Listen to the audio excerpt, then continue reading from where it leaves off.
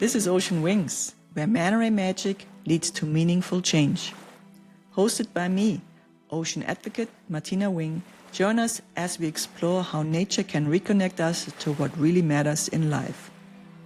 Together, let's dive into how each of us can truly make a difference at this critical time for the environment and our world, and how we can transform awe and wonder into action, conservation, courage, healing, and purpose.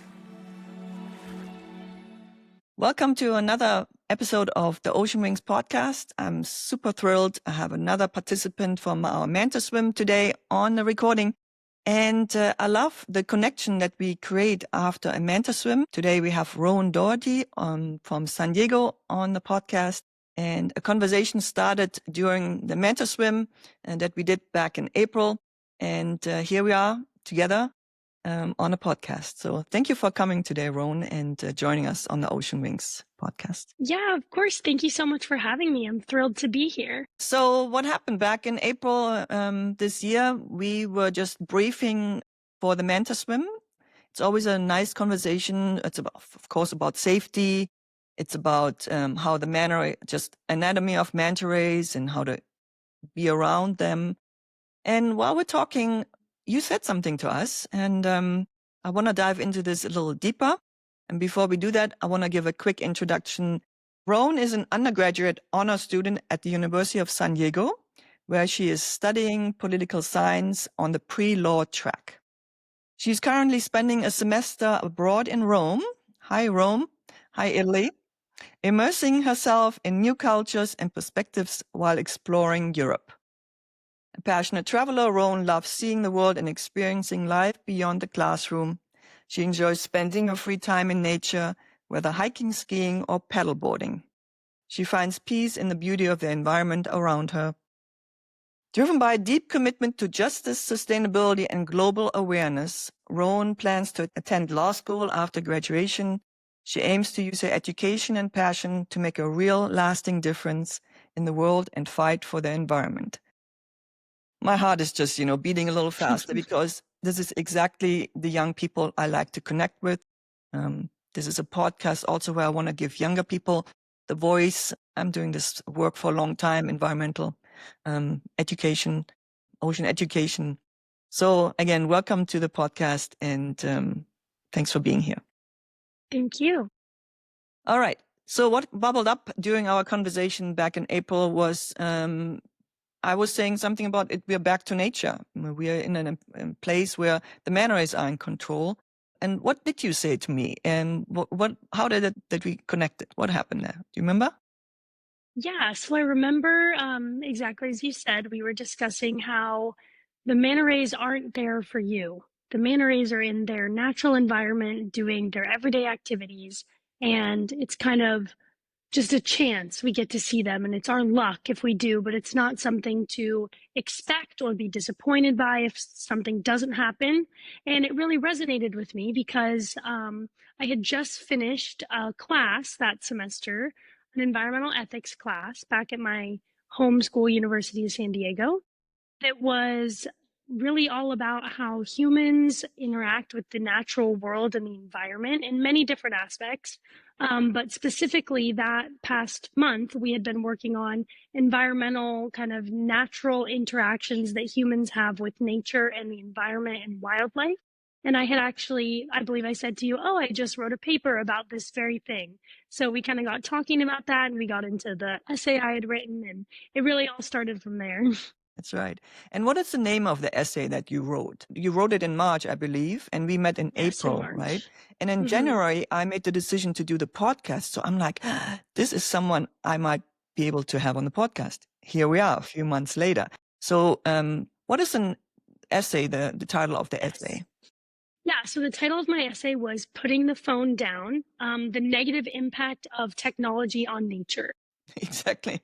Spot on, so, and then for me, my reaction was like, there's a young person in front of me who gets it already, it's like, that's what I'm trying to teach during our Manta Swim, the expectation level that most participants have, not my participants only. I think that we as humans nature has to perform for us.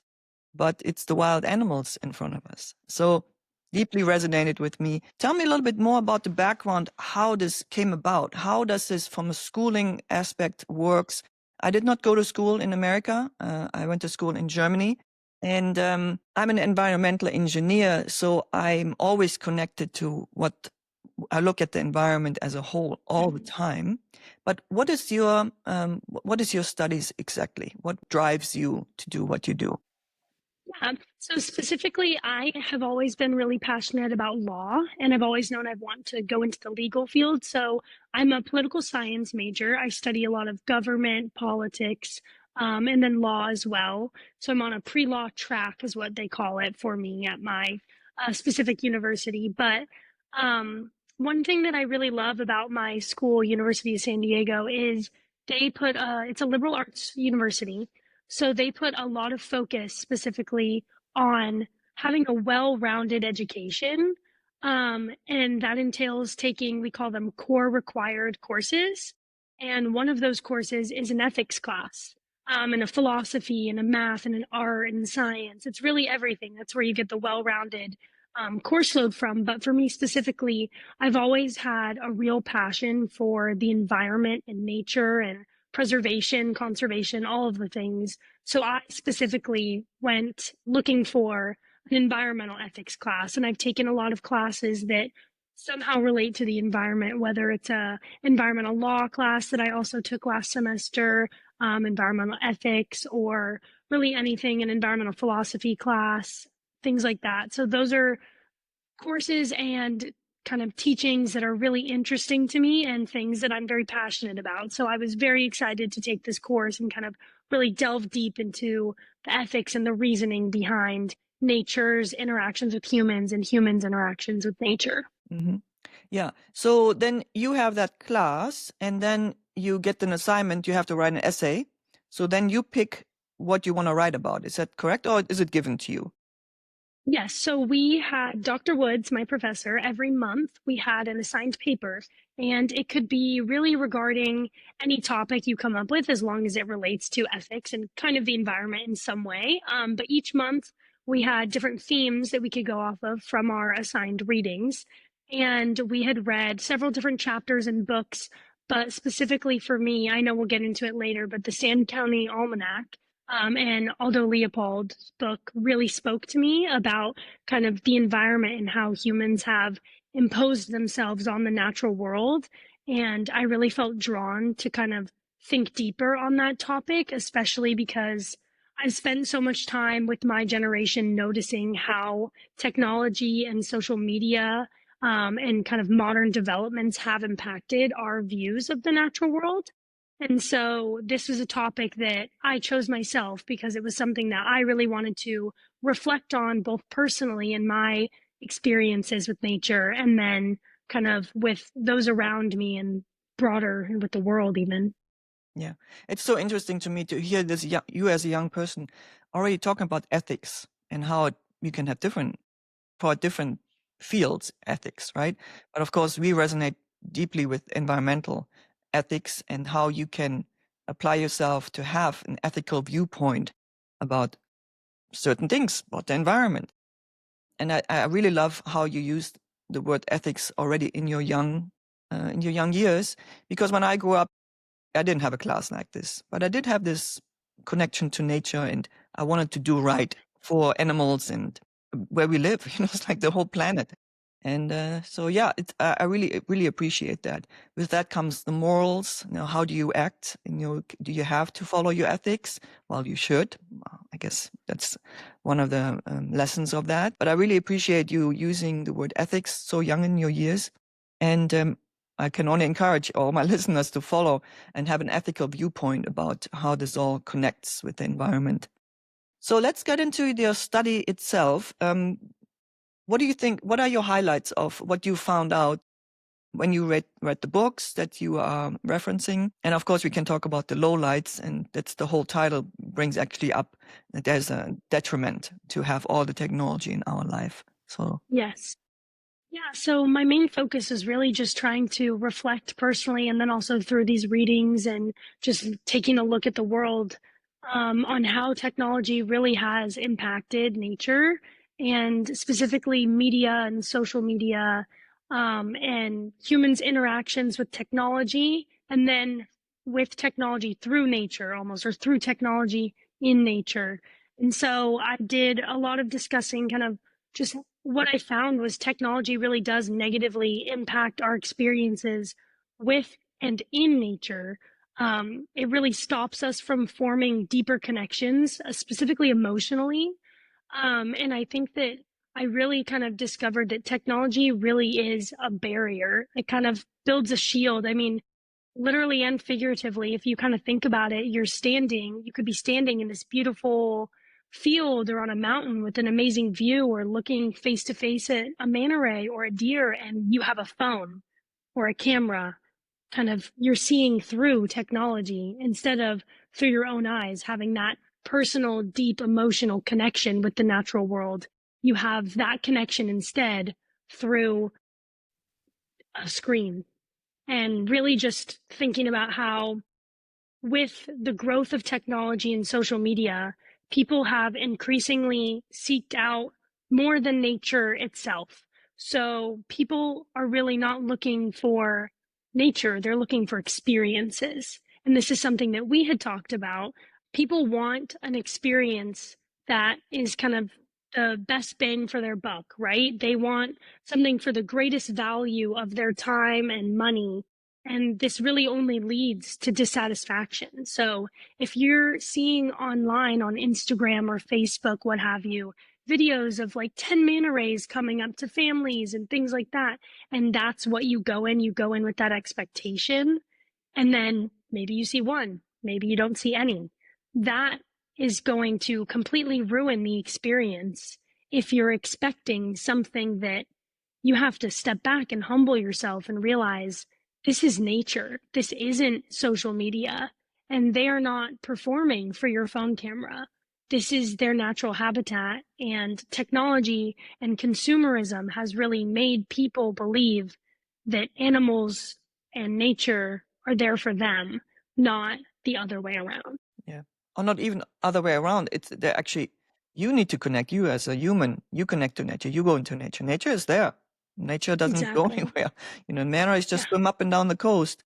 And we are lucky that we have this setup on this coastline where 3 locations have lights on every night. And those manta rays have been classical conditioned to understand, let's go towards that area with the light because that's where the plankton is. So I really appreciate you saying all of this. And when you mentioned putting up the phone, and then it's actually a literal barrier. I mean, a physical barrier. You don't see what the other side is. I really appreciate that. I read the essay, of course, and also in preparation, but I was so interested in what is it about. There was a really interesting example about national parks. Yeah. I think the one was with Yellowstone, right? The Yes. other one was huge trees in Yosemite. Yes. Sequoias. You Yes. wanna Yeah. share those examples with everybody? Yeah. How you really Sure. nailed it down as a good example where there's a disconnect.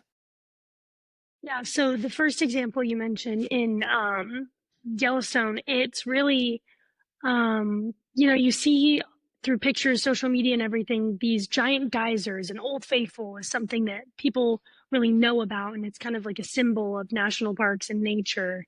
And you see these videos of people watching these geysers shoot out water, and it's this whole dramatic scene. And before I read about this, I actually thought that was something that was a common occurrence, maybe happened once a day, once a week. I thought that too, and I think it was every 30 minutes. That was how it was advertised. So Yeah. what is the real thing here?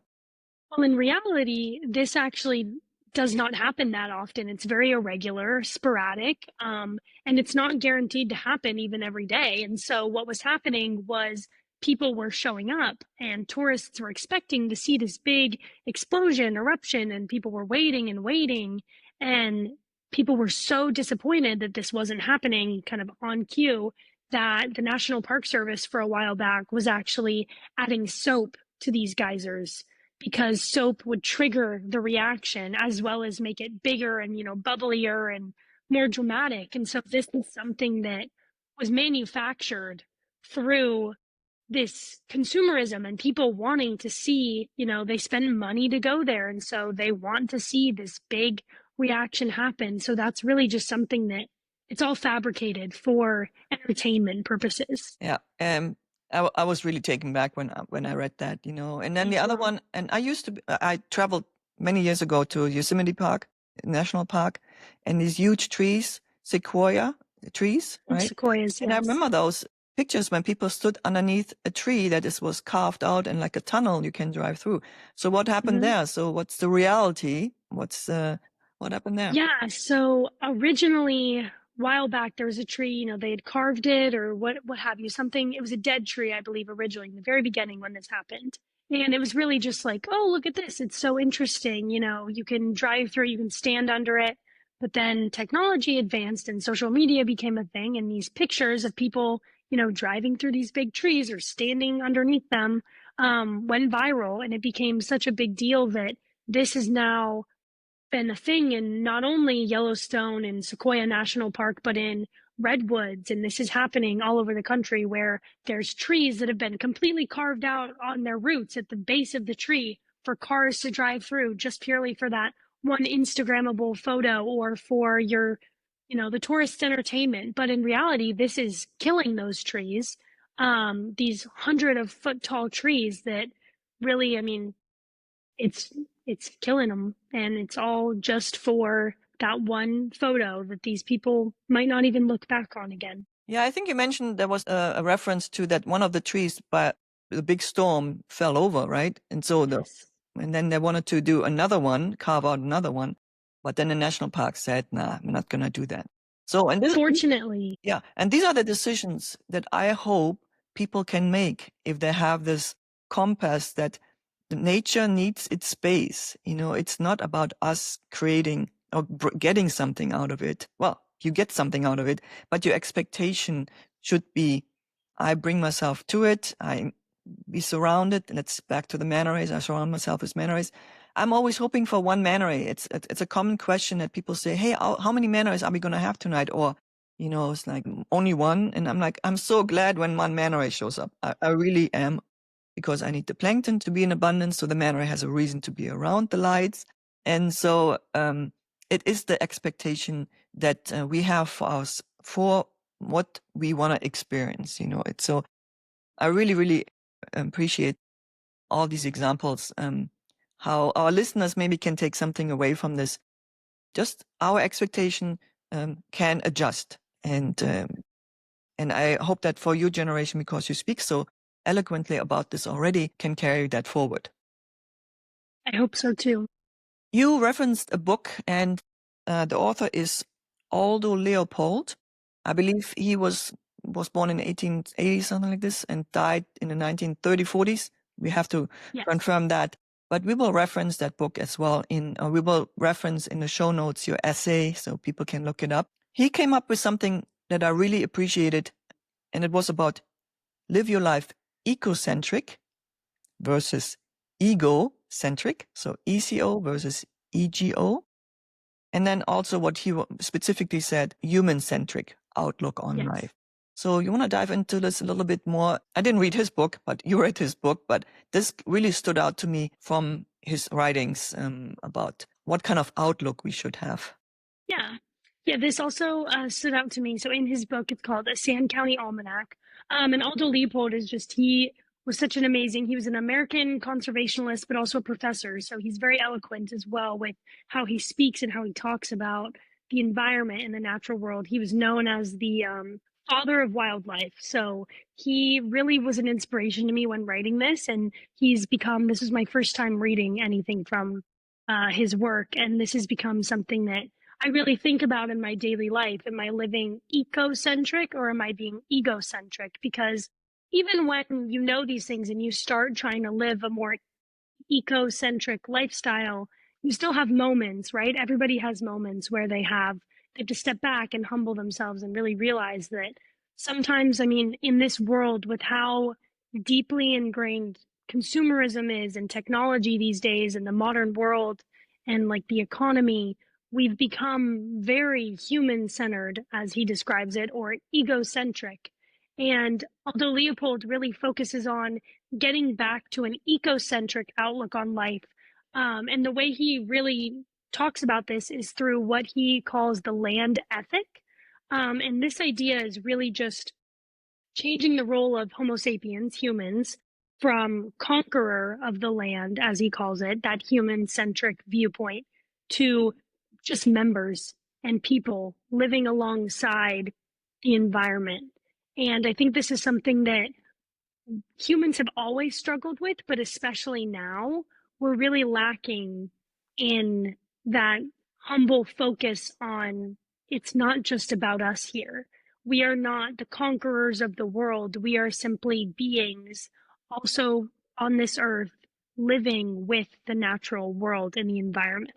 And I think how this really should be manifesting in people's lives and experiences is, I mean, sure, in this day and age, use technology, right? Like there are ways that these things can benefit us, but we've gotten to a point where there's overconsumption, overuse of technology, of material items, of, media. And I think that we really need to go back to that ecocentric outlook where the world isn't about us. It's not here to serve us. These animals aren't here for our entertainment. They're just here to live. And so are we. And so we need to humble ourselves. I think that's really something that I've learned from Aldo Leopold's work is having more respect for our environment and the living creatures, which is really what the ecocentric outlook on life is all about. Mm-hmm. Yeah. Yeah. And when we go back to the manta rays and how we originally met, right? That's what the mantas or this whole experience, I think, delivers. You use the word humble, but putting things in perspective, because it's a really almost a statistic that I can prove if I would do some studies. I would think 99% of my customers or our customers that we take out to see the manta rays, they're outside their comfort zone, because who goes into the ocean at night to see big fish? It is something really outside the comfort zone for pretty much everyone. I mean, if you do it several times, you can say, I feel really good, but you don't know that at that point when you reach the beach shack and we greet you. And then I'm not making it a joke. I'm more lovingly teasing people a little bit. So when they have this serious face and I'm like, who signed you up for this? Right. And then they point to the husband or the family member, but it's more like lighten the load, because it is an emotional journey from before the activity. And then you do it, you succeed to see a manta ray, and there's so much flooding there's so much coming over you, being humbled, changing perspective. The manta rays are in charge,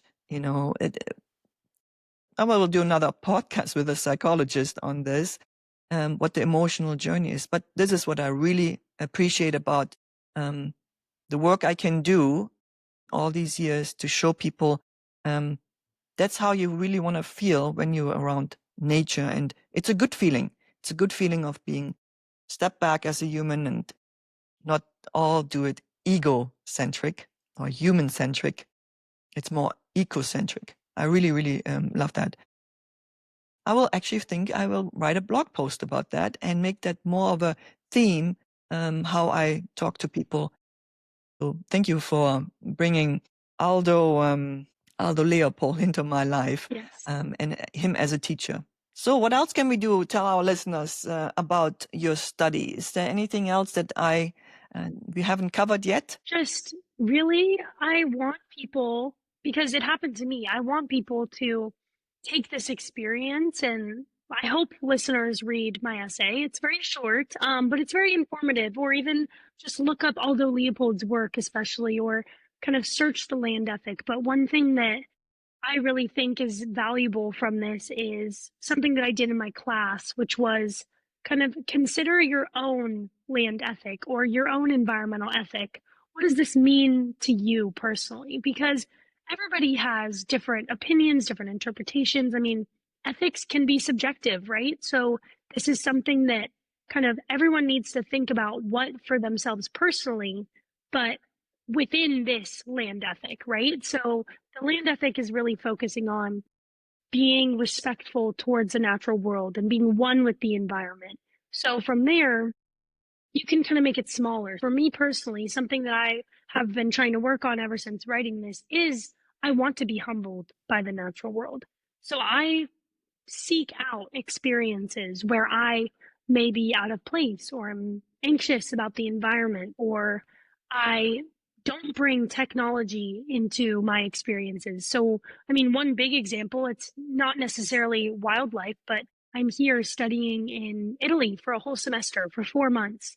And that is definitely out of my comfort zone, right? But I'm being humbled by the world around me and by different cultures and by different people.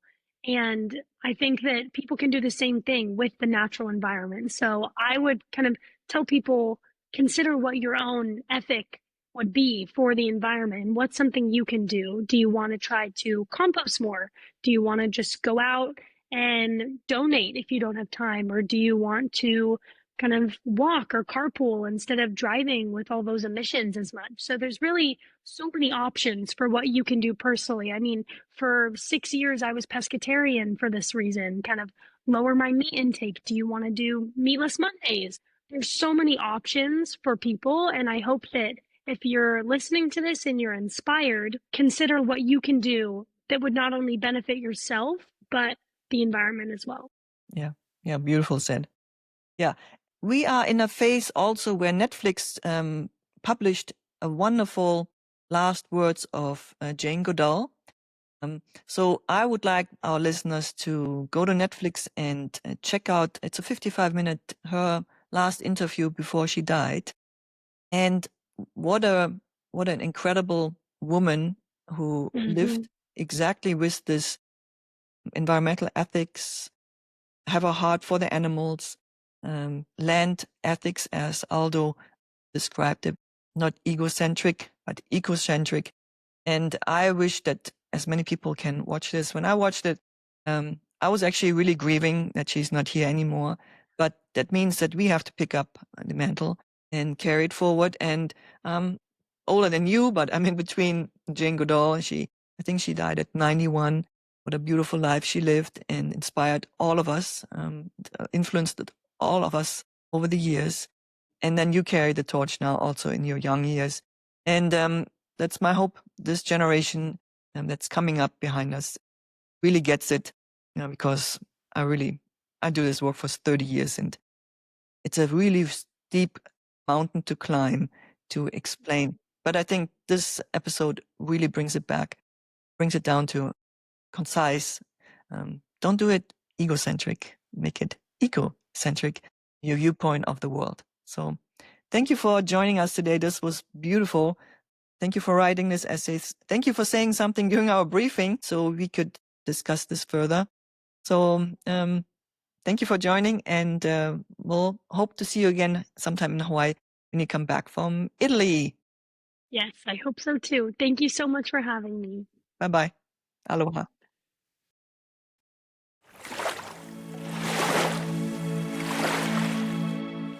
Thanks for joining us on Ocean Wings. If this episode moved you, inspired you, or made you think, please follow and share it with someone who cares about conservation and making meaningful change. Want to learn more or experience the magic of manta rays? Get in touch at oceanwingspodcast.com and subscribe to our emails for more stories from the ocean. Tune in next week for another episode. Until then, keep swimming with purpose. Aloha.